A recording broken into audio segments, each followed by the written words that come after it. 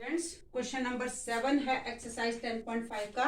Question की statement है if the diagonals of a cyclic quadrilateral are the diameters of the circle through the vertices of the quadrilateral prove that it is a rectangle.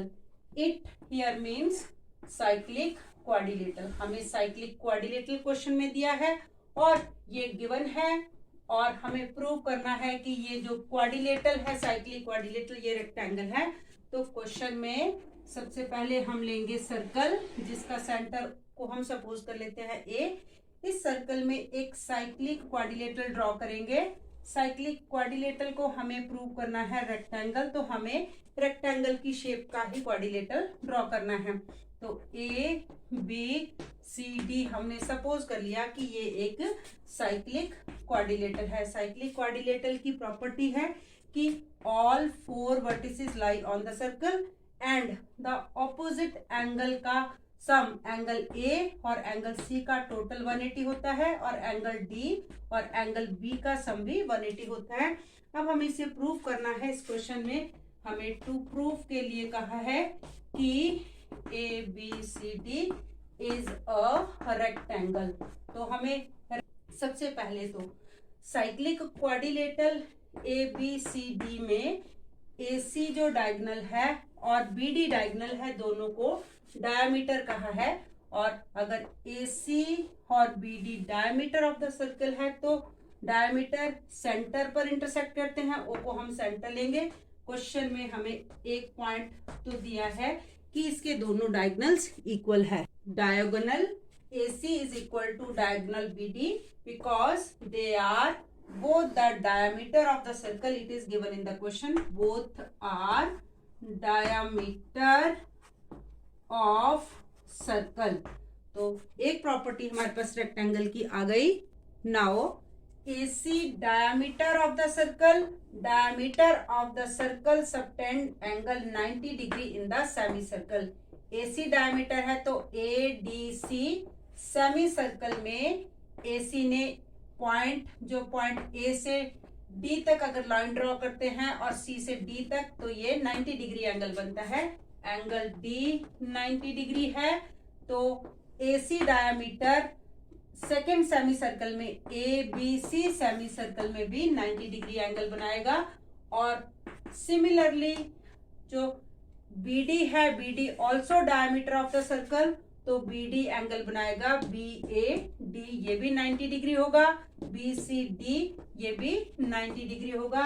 Angle A also 90 degree, angle C also 90 degree, क्योंकि AC और BD दोनों ही diameter of the circle हैं। तो rectangle को prove करने के लिए diagonal equal हो गए, रेक्टेंगल के साइक्लिक क्वाड्रिलेटरल के डायगोनल इक्वल हो गए, सारे एंगल 90 डिग्री है। अब जो थर्ड प्रॉपर्टी है, हमें ऑपोजिट साइड्स को इक्वल करना है। तो सबसे पहले हमें ट्राइंगल लेनी है AOB एंड ट्राइंगल COD।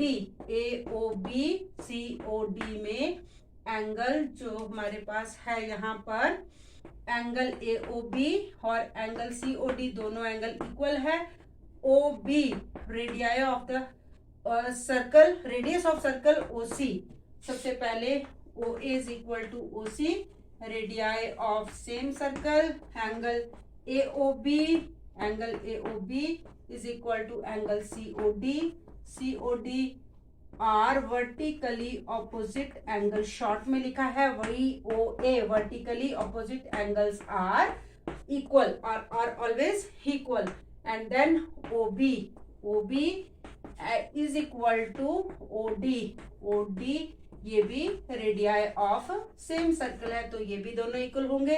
तो side OA angle side OB, side angle side, और इधर से भी साइड एंगल साइड। तो दोनों ट्राइंगल्स जो है कॉन्ग्रुएंट हो गई बाय द रूल SAS। और फिर जब दो ट्राइंगल्स कॉन्ग्रुएंट हो गई, ट्राइंगल AOB और COD दोनों ट्राइंगल्स कॉन्ग्रुएंट है, तो कॉन्ग्रुएंट ट्राइंगल्स के जो corresponding part that are AB और CD।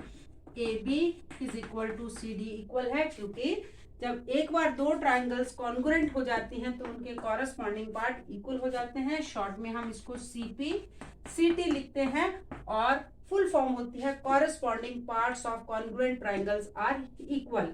तो ए बी सी डी एक साइक्लिक क्वाड्रिलेटरल, इसके सारे एंगल 90 डिग्री हो गए due to angle in semicircle. ये थ्योरम 10.9 है कि सेमी सर्कल में जो डायमीटर एंगल सबटेंड करता है वो 90 डिग्री का होता है।